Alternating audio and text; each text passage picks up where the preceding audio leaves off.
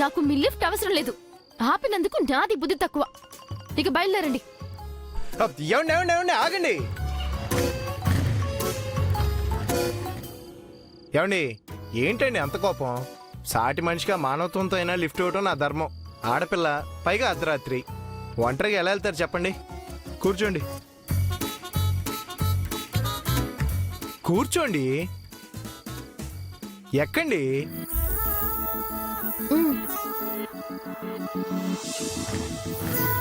వెళ్ళొచ్చండి.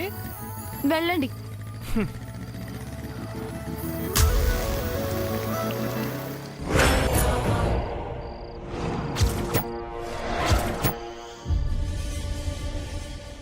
అయ్యా బలరామయ్య గారు, అయ్యా బలరామయ్య గారు, అయ్యా బలరామయ్య గారు, అయ్యా సర్పంచ్ గారు. సర్పంచ్ గారు ఇంట్లో ఉన్నారో లేరో?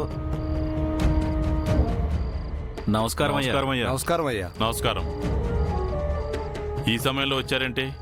ఏదన్నా సమస్య? అట్లాంటిదేం లేదయ్యా. ఒక విషయం చెప్పి వెళదామని వచ్చాం. ఏంటది?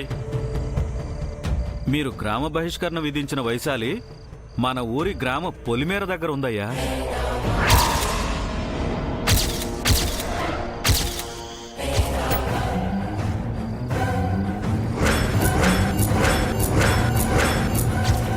ఈ ఊర్లోకి అడుగు పెడితే ఊరు తీస్తానని చెప్పాను కదా. అయినా సరే మొండి సాహసం చేసిందా అదే? ఎన్నిసార్లు హెచ్చరించినా పదే పదే అదే పని చేస్తుందంటే ఇంకా దానికి చావు తప్పదు. కాల్చి పారేస్తాను దాన్ని. అయ్యా అయ్యా అయ్యా, ఇప్పుడు మనం దాన్ని ఏం అనలేమయ్యా. ఏ ఎందుకో? ఈ సర్పంచ్ బలరాముడితో తలపడేంత బలంగా ఉందా దానికి? అవేం లేకపోవచ్చు గాని ఊర్లోకి రావడానికి దానికి ఒక అవకాశం అయితే ఉందయ్యా. నా అనుమతి లేకుండా ఎవరిచ్చారు దానికి అవకాశం? మీ అనుమతి కోసమే వచ్చామయ్యా. ఏం మాట్లాడుతున్నారు మీరు? వైశాలికి వేసిన శిక్షాకాలం పూర్తయిందయ్యా.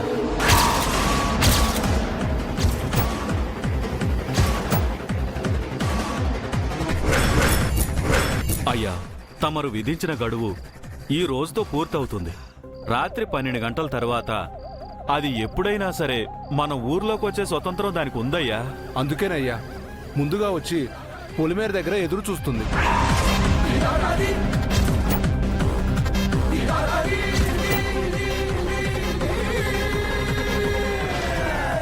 మీ అనుమతి కోసమే వచ్చామయ్యా. వద్దు, రానివద్దు. అలాంటి వాళ్ళ వల్ల ఊరికే చెడ్డ పేరు వస్తుంది. శిక్షాకాలం పూర్తయిన తర్వాత కూడా మనం వద్దని ఆంక్షలు విధించలేమమ్మా. అది తీర్పుకే విరుద్ధం అవుతుంది. అయ్యగారికి తలవంపులు తెస్తుంది. ఏమంటారయ్యా? పద్ధతులను, నియమాలను, తీర్పులను గౌరవించక తప్పదు. ఊర్లోకి అనుమతించండి.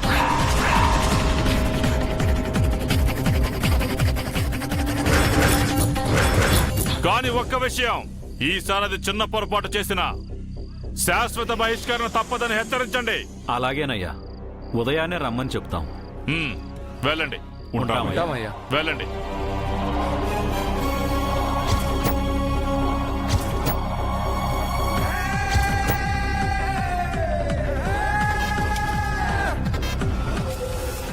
మళ్ళీ ఆ సీడపురికి ఊళ్ళోకి అడుగు పెట్టబోతుందన్నమాట.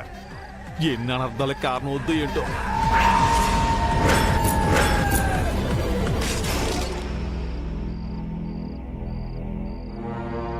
ఇక నా జీవితానికి ప్రశాంతత కరువైనట్టే.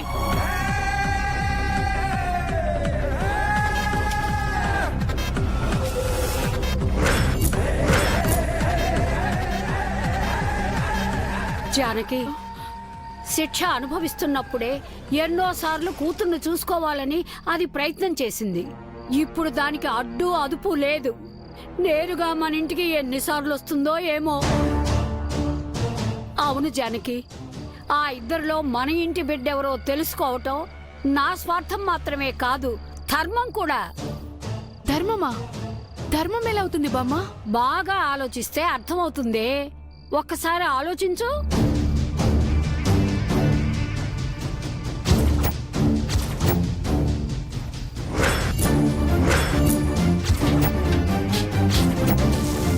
శిక్షాకాలం పూర్తయిన తర్వాత కూడా మనం వద్దని ఆంక్షలు విధించలేమమ్మా. అది తీర్పుకే విరుద్ధం అవుతుంది. అయ్యగారికి తలవంపులు తెస్తుంది. ఒక్క మాట అడుగుతాను, సమాధానం చెప్పవే. బలరాముడు కోరుకున్నట్టు పద్మావతి అలివేలుల పెళ్లిళ్ళు ఒకే పందిట్లో జరుగుతాయి. అప్పుడు మీరు అల్లుళ్ళకి కాళ్ళు కడిగి కన్యాదానం చెయ్యాలి కదా, అవునా కాదా? ఇద్దరిలో ఒకరు నీ కూతురు కానప్పుడు నీ భర్త వాడి కాళ్ళు కడగటం ఏంటని నీకనిపించదా? ఇటు చూడు, పాముకు పాలు పోసినట్టు కాళ్ళకి నీళ్లు పోసి మీరు కడుగుతారు. అప్పుడు నీ మనసు చివుక్కుమనిపించదా?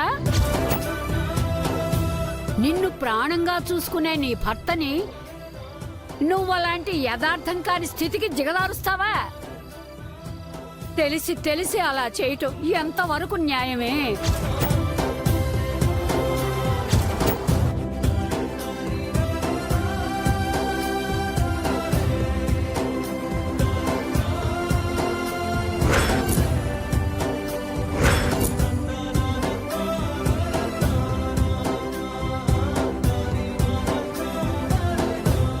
నా కూతురు ఎవరో తెలుసుకోవాలని నాకు అనిపిస్తోంది బామ్మ. నీ నోటి వెంట ఈ మాట రావటానికి 20 సంవత్సరాలు పట్టిందే. చూడు జానకి, పద్మావతే నీ కూతురు, అలివేలు నీ కూతురు కాదని తెలిసిందే అనుకో. అహం మాట వరసకే అనుకో. అంత మాత్రాన ఈ చేతులతో పెంచి మన గుండెల మీద జో కొట్టి ఆడించిన వాళ్ళం నిజం తెలిసినంత మాత్రాన ప్రేమను ఎలా చంపుకుంటామే? చంపుకోలేం కదా. అది అలివేలైనా పద్మావతి అయినా సరే మునుపట్లాగా అనురాగం అలానే ఉంటుంది. మన మీద మనకి నమ్మకం ఉన్నప్పుడు భయపడాల్సిన అవసరం లేదు జానకి. మన ఇంటి బిడ్డ ఎవరో తెలుసుకుందాం. ఏమంటావ్? మనసు రకరకాలుగా ఆలోచిస్తోంది బామ్మ. నీ భర్తకి నిజం తెలియకుండా ఆ వైశాలి బిడ్డని తీసుకెళ్లకుండా నేను చూసుకుంటాగా. నా మాట నమ్ము జానకి, మనం నిజం తెలుసుకుందామే.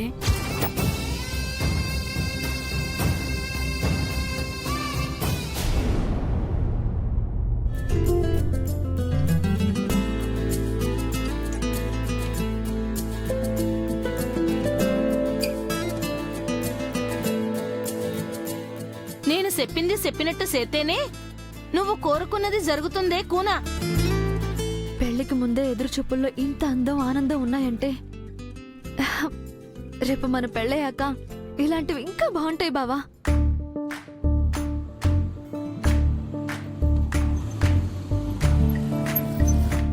ఏమైంది? ఇక్కడెందుకు ఆపారు? ఎదురుగా స్పీడ్ బ్రేకర్ ఉందండి, మీ పర్మిషన్ కోసం ఆపాను. కాస్త చూసుకొని పోనివ్వండి.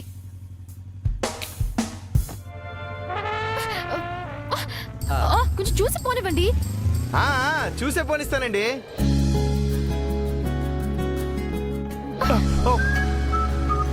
అయ్యో, మీరు కావాలనే గుత్తల్లో పోనిస్తున్నారు. ఏమండి, రోడ్లన్నీ అలాగే ఉన్నాయండి, నన్నేం చేయమంటారు చెప్పండి? కాస్త చూసుకొని పోనివ్వండి. ఓకే.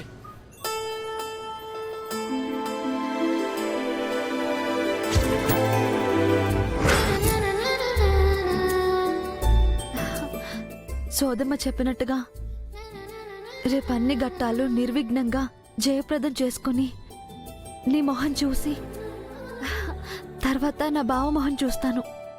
శివయ్య అనుగ్రహంతో బావతో నా పెళ్లి తొందరగా అయిపోతుంది.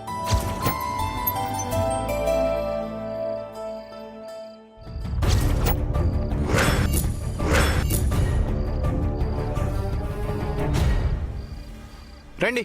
ఏమండి? ఏంటండి? థ్యాంక్స్. అయ్యో, నేనేది ఆశించి చేయలేదండి.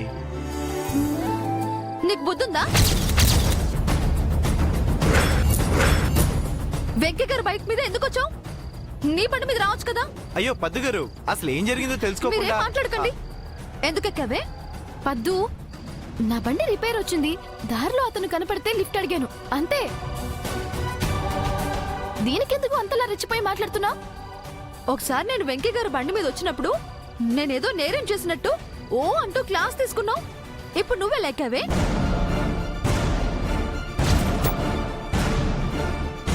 పద్దు, జరిగిందేంటో నీకు చెప్పాను కదా. చెప్పావు, ఓకే. ప్రాబ్లం వచ్చినప్పుడు నువ్వేం చేయాలి? నాన్నకో చిట్టి మావయ్యకో నాకో ఫోన్ చేయాలి కదా. అంతేగాని ముందు వెనక ఆలోచించకుండా పెళ్లి కావలసిన అమ్మాయివి ఇలా రాత్రిపూట పరాయి మగాడు బండెక్కి ఇలా రావచ్చా చెప్పు? అయ్యో పద్దు, అయినా మన ఇంట్లో మనిషే కాబట్టి ఎక్కాను. దానిలో తప్పే ఉంది. తప్పేంటి? అవునండి, తప్పేంటి? మీరు మాట్లాడకండి. ఆ, అసలు ఏంటి నీ ప్రాబ్లం? ప్రాబ్లం నాకే. నీకా? ఆ, అవును నాకే. నీకెందుకు? ఆమ్, ఎందుకంటే ఎందుకో చెప్పు. ఎందుకంటే నువ్వు నా తోడ పుట్టిందానివి కాబట్టి, నీపై నాకు బాధ్యత ఉంది కాబట్టి.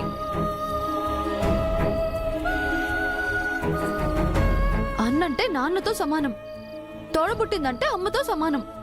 అందుకే నీ తోడబుట్టిందానిగా నీ విషయంలో జాగ్రత్తలు తీసుకునే బాధ్యత నాకుంది. అయినా వెంకయ్య గారు ఎవరికి కాబోయే భర్తో తెలుసా?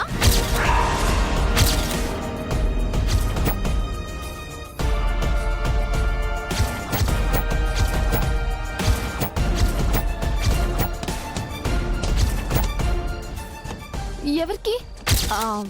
చెప్పాలా? చెప్పవే, తెలిసినట్టు మాట్లాడావు కదా, చెప్పు.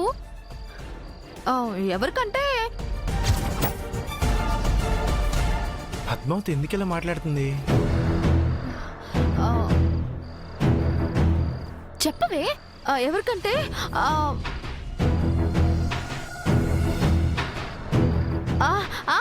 వెంకీ గారు మరో అమ్మాయికి కావాల్సిన భర్త.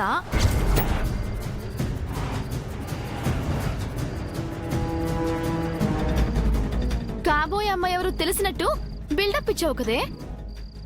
బావ కాబోయే భార్యని నేనేనే. సర్లే, ఇంకొకసారి ఎక్కను. బండి పాడైతే నాన్నకో మావయ్యకో ఫోన్ చేస్తాను, లేదంటే ఆటోలో వస్తాను. సరేనా? ఇదిగో అలివేలు, ఎవ్వరం రాకపోయినా ఏది దొరకపోయినా రాత్రికి షాప్లోనే పడుకో. వెంకీ గారి బండి మాత్రం ఎక్కొద్దు, అర్థమైందా? అయ్యో, నీకు ఈరోజు మెంటల్ వచ్చినట్టుంది. సరే, నువ్వు చెప్పినట్టు చేస్తాను, సరేనా? ఆ, అల్- పద్మావతి గారు, అసలు మీరేనా? పోనుకు వచ్చినట్టు ఇలా చిందులేస్తున్నారేంటి? అసలు మిమ్మల్ని పట్టుకో తనాలి. ఆ, తన్నాలా? అదే మిమ్మల్ని అనాలి. చూడండి, మీకేమైనా అవసరం అయితే నేను మీ బండెక్కినా పర్వాలేదు, అది కొంచెం పద్ధతిగా ఉంటుంది. మీరేదైనా హెల్ప్ చేయాలనుకుంటే నాకు చేయొచ్చు, అది కొంచెం పద్ధతిగా ఉంటుంది. అదేంటి? ఎందుకంటే మీరు నేను ఆ, మీరు నేను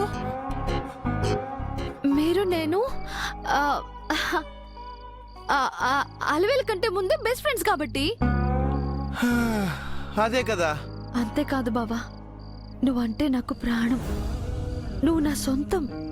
మరొకరికి నీ బండి మీద కూర్చునే అవకాశాన్ని నేను ఇవ్వలేను. అందుకు నా మనసు అస్సలు ఒప్పుకోదు బావా. పద్మావతి గారు, ఏదేమైనా మీరు ఈరోజు కొంచెం వింతగానే ప్రవర్తించారు. ఎందుకో నాకు అర్థం కావట్లేదు. అర్థం కావాల్సిన సమయంలో అర్థం అవుతుంది. ముందు మీరు స్నానం చేసి ఫ్రెష్ అవ్వండి. మీలో చాలా చేంజ్ వచ్చిందండి. మిమ్మల్ని నేను కంటికి రెప్పలా చూసుకోవాలి కదా. మీకే లోటు రాకుండా నేను సేవలు చేసుకోవాలి కదా. మీ నీడలా ఉండి మిమ్మల్ని జాగ్రత్తగా కాపాడుకోవాలి కదా. ఏం మాట్లాడుతున్నారండి మీరు? అదా అది కార్తీక దీపాలు వదులుతున్నప్పుడు కోనేట్లో నేను మునిగిపోకుండా మీరు నన్ను కాపాడారు కదా. అందుకే నేను మిమ్మల్ని అపురూపంగా చూసుకోవాలి అనుకుంటున్నా. ముందు మీరు లోపలికి రండి. రండి రండి. వెళ్ళండి. ఆ,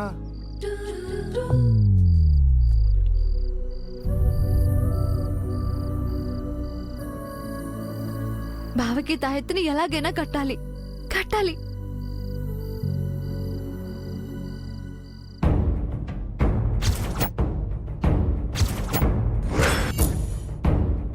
ఏంటి వదినా మీరనేది?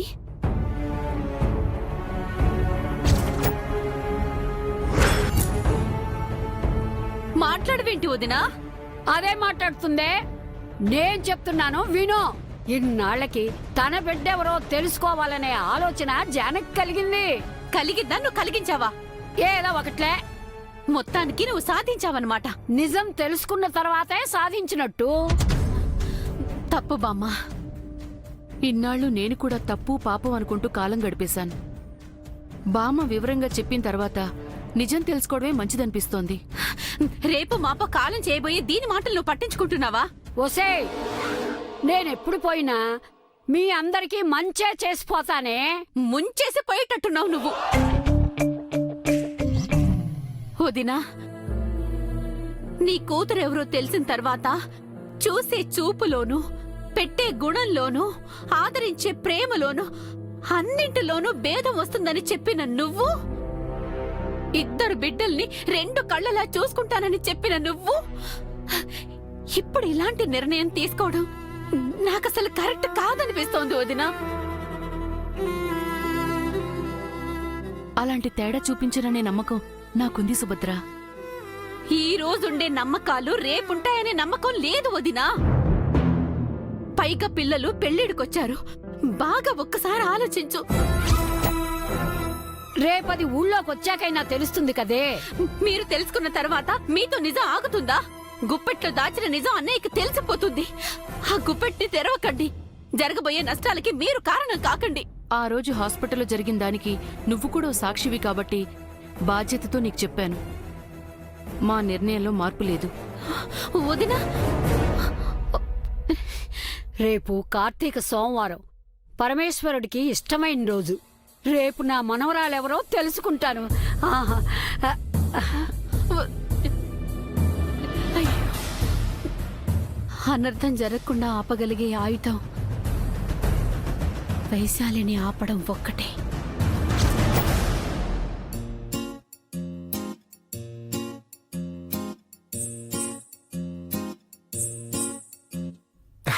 చాలండి. చాలు పద్దుగారు, చాలండి.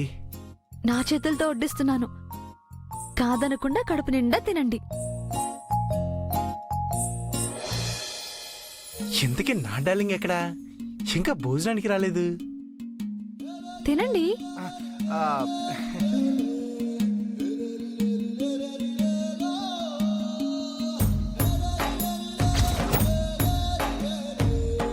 ఎవరిని వెతుక్కుంటున్నారు? ఆ, అది అది నేను చిట్టిబాబు ఎక్కడున్నాడా అని వెతుకుతున్నాను. మనిద్దరి మధ్య ఎవరూ ఉండకూడదండి. ఏంటి? అదేనండి, చిట్టి మావయ్య వస్తే డిస్టర్బ్ చేస్తాడు కదా, మిమ్మల్ని ప్రశాంతంగా తిననివ్వడు. అందుకన్నమాట. మీరు తినండి, మీరు తినండి. మీరు కూడా తినండి. మీరు తింటే నా కడుపు నిండిపోతుందిలేండి. ఏంటి? అదే మీకు వడ్డించాలి కదా. అన్నీ ఎదురుగానే ఉన్నాయి కదా, నేనే వడ్డించుకుంటాను. పర్లేదండి, మీరు మా అతిథి కదా. అతిథి దేవో భవ అన్నారు. వచ్చి ఇన్ని రోజులైనా ఇంకా అతిథేంటండి? తొందరలో వరుస మారుతుందిలేండి. మాట వచ్చి కూర్చెనంట కిటముటికింక మొదలు కొంటెదంట.